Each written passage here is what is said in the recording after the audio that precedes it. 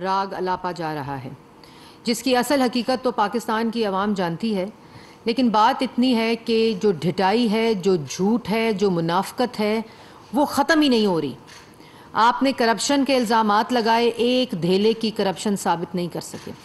آپ نے مدینہ کی ریاست کے نعرے لگائے، اسی مدینہ کی ریاست کے نعرے لگانے کے ساتھ ساتھ اسی سانس میں 2 کروڑ لوگوں کو غربت کی لکیر سے نیچے کیا، 60 لاکھ لوگوں کو بے روزگار کیا، مہنگائی کی شرح کو 16% پر پہنچایا، آٹے کی قیمت کو 35 روپے سے 90 روپے کلو تک پہنچایا، چینی کی قیمت کو 52 روپے سے 120 روپے کلو پہنچایا، اور وہ ایسے نہیں پہنچی، وہ ان کارٹلز اور مافیاز کی سربراہی کرتے ہوئے، ان کی پرورش کرتے ہوئے کابینہ کے اندر سمری کو عمران خان صاحب نے سائن کیا، چینی کو ایکسپورٹ کیا، ملک میں قلت پھیلائی، اس کے بعد چینی کو امپورٹ کیا، اس کی وجہ سے 52 روپے چینی جو ہے وہ 120 روپے چینی لوگوں نے، ماؤں نے، بیٹیوں نے رمضان کے مہینے پہ لائنوں میں کھڑے ہو کر 1 کلو چینی کے اوپر انگوٹھا لگا کر، شناختی کارڈ دکھا کر وہ 1 کلو چینی خریدی، مدینہ کی ریاست کا دعوے دار کرنے والوں میں۔ اسی سانس میں کشمیر فروشی ہوئی، کشمیر کو بیچا گیا، اور آج جو خودداری اور خود مختاری کے نعرے لگا رہے ہیں، یہ وہی لوگ ہیں جنہوں نے کشمیر کا سودا کیا تھا، یہ وہی لوگ ہیں جو امریکہ سے آئے تھے تو کہا تھا ہم ورلڈ کپ جیت کے آئے ہیں، یہ وہی شخص ہے جو مودی کا کیمپین مینیجر بنا ہوا تھا، یہ وہی شخص ہے جنہوں نے پاکستان کی عوام کی دوائی ان سے چھینی اور اس کے بعد وزیر کو فارغ کر کے اس وزیر سے پیسے لے کر آج وہ پیسے جلسوں پہ لگ رہے ہیں۔ یہ وہی شخص ہے جس نے فورن فنڈنگ کے ذریعے 73 لاکھ ڈالر کی منی لانڈرنگ کی، 73 لاکھ ڈالر کا جو ڈکلیئر نہیں کیے، جو سامنے اسٹیٹ بینک کی رپورٹ نے دیے ہیں، اس کا کوئی جواب نہیں۔ اس کے بعد جو غیر قانونی، جو ابھی ڈکلیئر بھی نہیں، جو 11 اکاؤنٹس ہیں، جو اکاؤنٹس انہوں نے کہا کہ یہ میرے پارٹی کے عہدیداران ہیں، جس میں سے ایک اس وقت صدر پاکستان ہے، ایک سپیکر رہے ہیں، اس کے بعد ایک لمبی فہرست ہے، گورنر رہے ہیں سندھ کے، ابھی بھی شاید گورنر ہیں وہ سندھ کے، اور وہ تمام 11 لوگ جو ہیں وہ ان کے عہدیداران ہیں، اور ان کے نام لکھ کر کہا ہے کہ یہ لوگ کرتے رہے ہوں گے منی لانڈرنگ، یہ لوگ کرتے رہے ہوں گے فنڈز کا خرد برد، جس میں سے 2.5 کروڑ روپیہ عمران خان صاحب کے دفتر نے کیش وصول کیا، جس کو کچھ ڈکلیئر نہیں کیا۔ یہ تمام چیزیں وہ مدینہ کی ریاست کا نام لے کر اسی سانس میں کرتے رہے، قرضوں کے بوجھ تلے پاکستان کی عوام کو ڈبو دیا، 43,000 ارب کا قرضہ لیا، ملک کی تاریخ میں اتنا قرضہ کسی حکومت نے نہیں لیا جتنا ملک میں 4 سال میں عمران خان نے لیا، IMF کا غلام بنایا، IMF کے ساتھ جو شرائط کی ان کو بھی مکمل نہیں کیا، اور آج معاشی دہشت گردی کی ملک کے اندر جس کا خمیازہ پاکستان کی عوام بھگت رہی ہے۔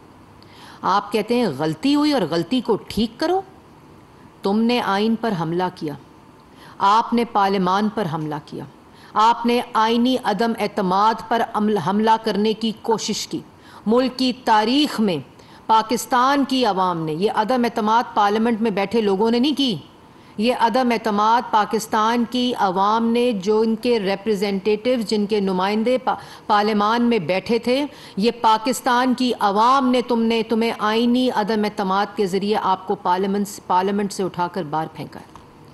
اس کے بعد غلطی، تم کہتے ہو غلطی کو ٹھیک کریں، غلطی کو ٹھیک کریں تو ملک کے اندر جو اس وقت معاشی دہشت گردی تم نے کی اس کو واپس لائیں۔ غلطی تم نے کی تھی آئین پر حملہ کرنے کی، غلطی آپ نے کی عوام کو بے روزگار کرنے کی، غلطی آپ نے کی ملک کو غریب اور مفلس کرنے کی، غلطی آپ نے کی پاکستان کی عوام کے منہ سے روٹی چھیننے کی، غلطی آپ نے کشمیر فروشی کی، اور اس پر کہتے ہو بیرون ملک سازش ہوئی ہے۔ آپ کو شرم آنی چاہیے، پاکستان کی عوام جانتی ہے۔ اور اس کے بعد کہتے ہو توشہ خانہ، بتا رہے تھے رات کو کہ توشہ خانہ کیا ہے؟ توشہ خانہ بیت المال ہوتا ہے جس میں آپ نے ڈاکہ ڈالا ہے۔ 41 سال میں آپ کی انکم میں اتنا اضافہ نہیں ہوا جتنا 2018 سے لے کر 2019 کے سال میں ہوا، جس وقت آپ نے 20% کے اوپر تمام جو مہنگی چیزیں تھیں ان کو ریٹین کیا۔ جب آپ نے ریٹین کر لیا تو 14 دسمبر 2018 کو آپ نے سمری کو 50% کر لیا، کیونکہ تحفے آپ نے رکھ لیے تھے، اس لیے کرتے نا وہ تمام تحفے 50% کے اوپر آپ ریٹین، اور آپ کو لوگوں نے دیے تحفے بطور وزیر اعظم کے، آپ دکانوں پہ جا کر بیچتے رہے۔ آپ نے اپنی انکم میں اضافہ کیا، اس ایک سال میں اتنا اضافہ ہوا جتنا آپ کا 41 سال میں اضافہ نہیں ہوا۔ آپ کہتے ہیں کہ میں نے توشہ خانہ میں سے میں نے کچھ نہیں کھایا، میری مرضی۔ آپ کی وزیر اعظم کی کرسی تھی کہ کاروبار کی کرسی تھی؟ آپ کی وزیر اعظم کی کرسی تھی کہ کوئی دکان تھی جو آپ نے لگائی ہوئی تھی؟ اور اس کے بعد آپ نے 14 کروڑ کی چیزوں کو 3 کروڑ میں خریدا 20% کے اوپر، اس کے بعد آپ نے 50% کر دیا۔ پاکستان کی عوام کو پاگل سمجھا ہوا ہے؟ اور وہ 50% کر کے جب چیزیں خرید لیں 58 تحفے آپ نے ریٹین کیے، گھڑیاں جا کے دکانوں پر بیچتے رہے۔ جو گھڑی 20% پہ لی وہ 18 کروڑ میں بیچی دے رسید، اور جو ریٹین کیے 58 آپ نے تحفے، ان 58 تحفوں کو ریٹین کرنے کی قیمت کہاں سے آئی، انکم کہاں سے آئی، اس کو کہاں ڈکلیئر کیا، اور وہ کس نے آپ کو دی؟ مانگے تانگے کا اقتدار تو تھا، مانگے تانگے کی گاڑی تو تھی، مانگے تانگے کا بنی گالا کا خرچہ تو تھا۔ اب توشہ خانہ بھی مانگے تانگے کے پیسے سے خریدا، اور اس کے بعد کہتے ہیں کہ توشہ خانہ کیا ہوتا ہے، اس پہ لیکچر دیا رات کو۔ توشہ خانہ یہ ہوتا ہے کہ آپ نے بیت المال میں ڈاکہ ڈالا۔ توشہ خانہ یہ ہوتا ہے کہ آپ نے بطور وزیر اعظم جو تحفے وصول کیے ان کو دکانوں پہ جا کر بیچا۔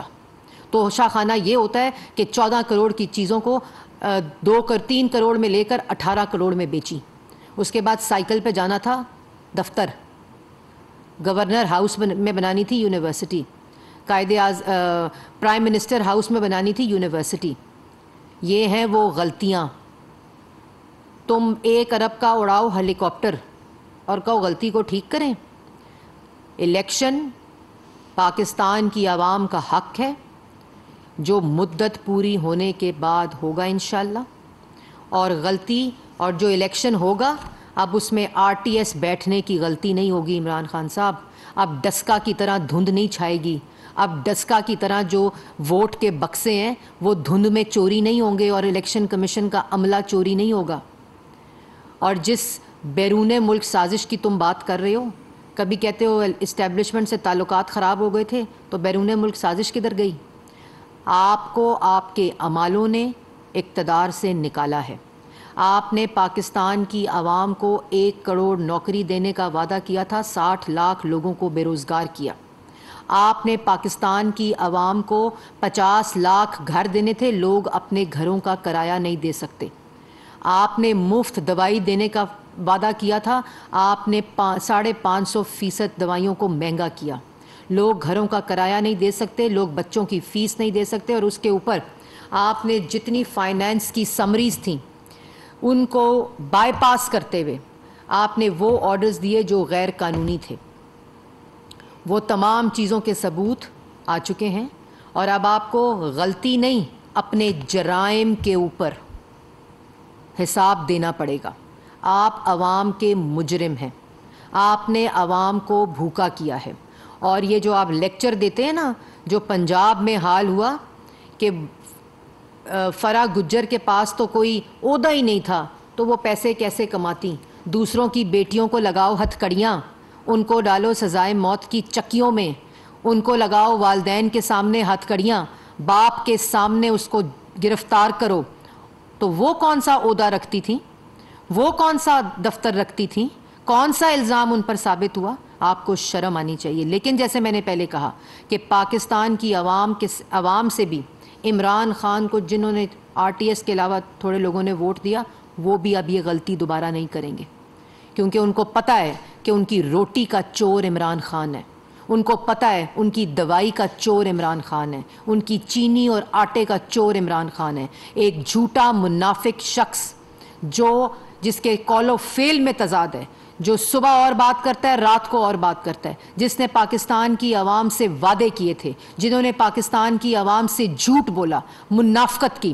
اب دوبارہ سے دور پھر سے پاکستان کے اندر ترقی کا ہوگا انشاءاللہ۔ جو معاشی دہشت گردی ان لوگوں نے کی ہے، پاکستان کی عوام کو اس مشکلات سے نکالیں گے۔